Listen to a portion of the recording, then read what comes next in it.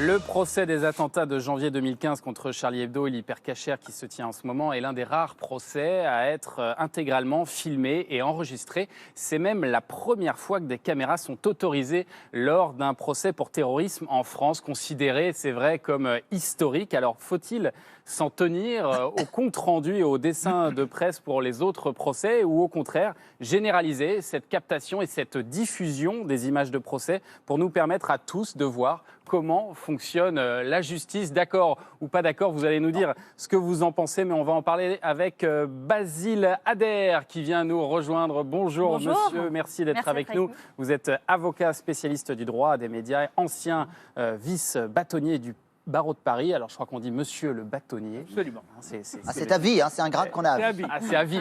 C'est comme ministre, même si j'en étais secrétaire d'État 6 mois. C'est bon. Alors, dites-nous, est-ce que vous êtes d'accord ou pas avec cette idée de filmer et de diffuser l'ensemble des procès ? Oui, moi je pense que c'est même une nécessité pour rapprocher la justice des citoyens, pour qu'ils voient comment elle fonctionne. Aujourd'hui, les palais de justice sont devenus des véritables Fort Knox. Pour rentrer, il faut attendre des heures.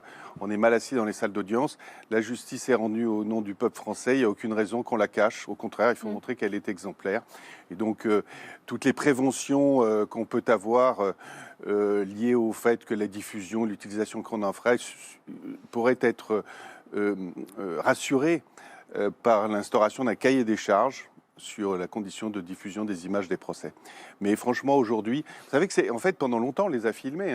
Oui. Tous les procès de la Libération étaient filmés avec des flashs et ça prenait beaucoup plus de place qu'aujourd'hui. Ça posait pas de problème. Pourquoi est-ce qu'on a arrêté du coup alors ? En fait, on a arrêté au procès Dominici en 1954 parce qu'il y avait trop de caméras dans la petite salle d'audience de je ne sais plus quelle ville, de Digne, exactement. Bravo, et on s'est dit, mais ça perturbe le procès. Aujourd'hui, les caméras sont beaucoup plus petites, elles sont froides, elles sont fixes. D'ailleurs, tous les procès historiques qui ont filmé, très vite, les acteurs du procès oublient les caméras. Les ont oubliés. Mais on dit, on va faire. Mais non, bien sûr, on est concentré sur son dossier. Ouais. Et moi-même qui ai connu 2 de ces procès, je les ai tout de suite oubliés. Ça n'est plus un sujet, là. En tout cas, c'est non. plus... La raison de l'interdiction n'existe plus. C'est ça. Tu es d'accord, Gérard, avec cette idée-là ? Oui, c'est une interdiction technique parce qu'en plus, en 1954, quand il y a le procès Dominici, les flashs sont magnésium. Donc c'est terrible, ça éblouit toute la salle, ça fait même de la fumée. Et donc, il y a des journalistes du monde entier accrédités. Quand il y a tous les flashs qui se mettent en même temps à photographier quelqu'un, c'est insupportable. Oui. Donc c'est là où on interdit. Mais elle dit quoi la loi aujourd'hui ? Comment ? La loi dit quoi aujourd'hui ? Alors la loi de 1880 a été modifiée donc en 1954. On ne peut pas filmer des procès. Les appareils photo des camarades doivent se retirer au début du procès. Il y a eu 2 modifications. En 2002, Robert Badinter a fait modifier la loi pour les procès historiques qui nécessitent d'être conservés dans les archives de la justice. C'était le procès Barbie. Là, maintenant, on a le procès des terroristes de Charlie Hebdo.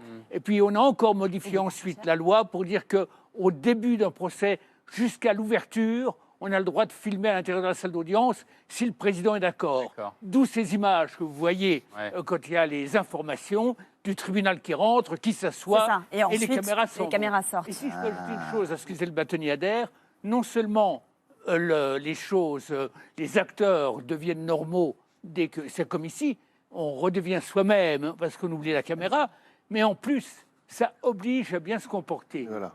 Tous les avocats connaissent. Se comportent bien en général. Non, mais tous les avocats connaissent. Ça donnerait, tous les avocats. Vous êtes d'accord avec ça donnerait plus de dignité. C'est ça. Bien sûr, et les magistrats, comme les avocats, se comporteraient sans doute mieux le fait que d'être filmé. Vous avez le magistrat qui regarde sa montre, qui va à toute vitesse. Vous avez... Ce qui est très curieux, c'est que le Conseil constitutionnel a dit l'année dernière qu'il n'en était pas question, parce qu'on a fait monter une question prioritaire de constitutionnalité sur cette interdiction.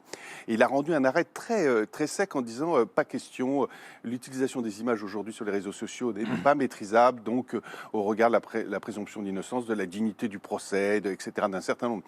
Mais ce qui est très curieux, c'est que lui, le Conseil constitutionnel, depuis le début des QPC, il filme en direct cette mission. Et aujourd'hui, il tente d'avoir des accords avec la chaîne parlementaire pour avoir plus d'audience. C'est-à-dire que lui, ses propres procès, il souhaite qu'ils soient vus pour précisément rapprocher. Oui, mais c'est vrai que ça peut poser des problèmes pour certains procès. Mais par contre, pour les autres, il la refuse. Pour vous, c'est l'ensemble des procès qui devraient être diffusés à la télévision, l'ensemble des procès devraient être filmés et diffusés.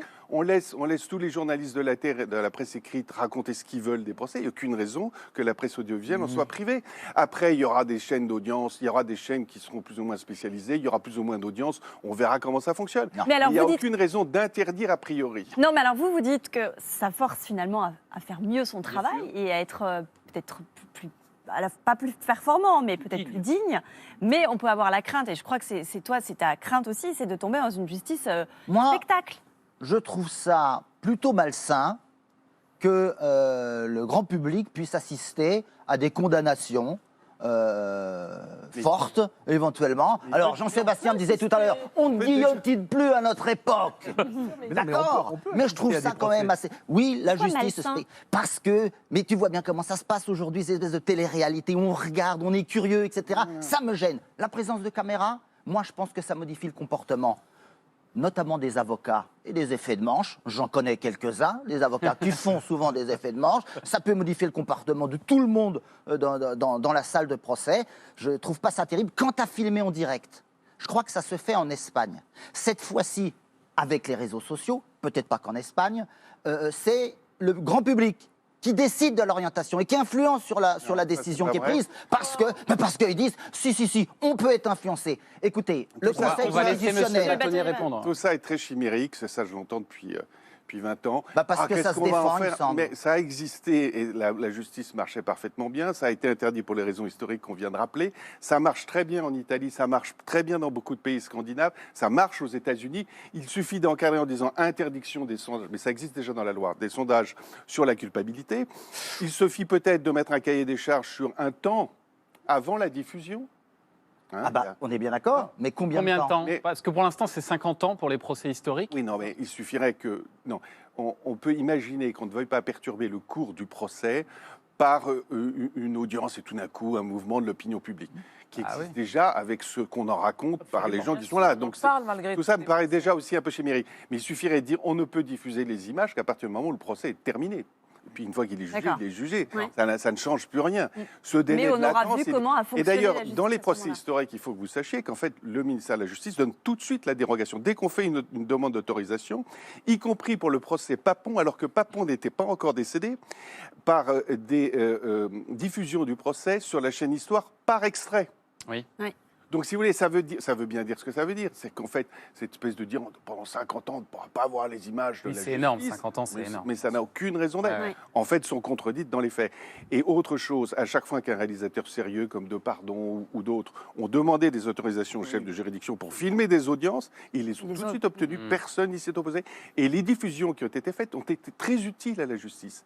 Le film sur la 10e chambre de la Cour d'appel de Paris a permis de rapprocher les justiciables. Ils ont compris comment ça fonctionne. Or, ça, c'est fondamental. Qui je termine juste là-dessus. La confiance que doit avoir le public dans sa justice est un élément fondamental de la cohésion sociale. Or, le fait de le montrer concourra à cette cohésion. Et puis, j'ai juste ajouté une chose. Ça empêche d'être schématique dans les procès. Parce que qu'est-ce que vous avez ? Vous avez à la sortie de l'audience, c'est la seule chose. Oui, le résumé. L'avocat de l'un ou de l'autre, donc c'est celui qui a le meilleur contact avec la presse, c'est celui qui est le plus schématique, qui imprime le plus. Vous avez, pire, de temps en temps, pendant les instructions, le procureur qui fait une déclaration qui n'est pas contredite par l'avocat, qui par définition n'est pas là, c'est le procureur qui fait sa conférence de presse. On l'a eu encore hier. C'est la loi. Le procureur a le droit de rendre compte. Oui, donc, il y a cette histoire de fou. Le procureur, qui est donc l'accusation, peut faire des conférences de presse. Et l'informateur officiel, c'est quand même invraisemblable qu'une des parties, quand on explique ça aux anglo-saxons, ils disent comment c'est possible. Il y a une des parties qui est l'informateur officiel. Et l'autre est tenu au secret d'instruction. Qui est tenu au secret d'instruction en plus. Donc, et donc vous pensez qu'en enregistrant et en filmant tous ces procès-là, ce qui se passe autour finalement disparaîtrait et finalement la justice serait plus apaisée. Les choses. Mais c'est quand même ça. Et donc pour des procès au pénal, pour des procès de grandes affaires, les choses, les gens la comprennent mieux. Ils n'ont plus tous ces fantasmes. Ils sont un peu exprimés par les opposants. Il y a le Conseil constitutionnel, je crois, qui s'y est opposé. C'est ce que je viens de vous dire. Mais lui, par contre, il veut. Mais par contre, lui, il veut montrer. Au nom de la sérénité des débats. Et de la présomption d'innocence. La sérénité des débats, dans les grands procès, vous avez 200 personnes dans la salle. Il n'y a pas que de grands procès dans la vie. Non, mais il y a des petits procès tous les jours. Les petits procès, ça n'intéressera personne à filmer. Mais dans les grands procès... Je vais vous dire, les audiences de comparution immédiate quotidienne de la 23e chambre, s'il pouvait y avoir des caméras dans Bien ces sûr. salles d'audience, comme la justice serait mieux rendue. Absolument. Ce ne serait pas cette espèce d'abattage. Ouais. Et ça, Tout à je le redis parce que c'est quelque chose qu'on dit à sous. Mais un abattage invraisemblable qui est indigne de notre justice. Il y aurait, et je vous assure qu'il y aura une chaîne de télévision qui le ferait en direct, il y aurait beaucoup d'audience.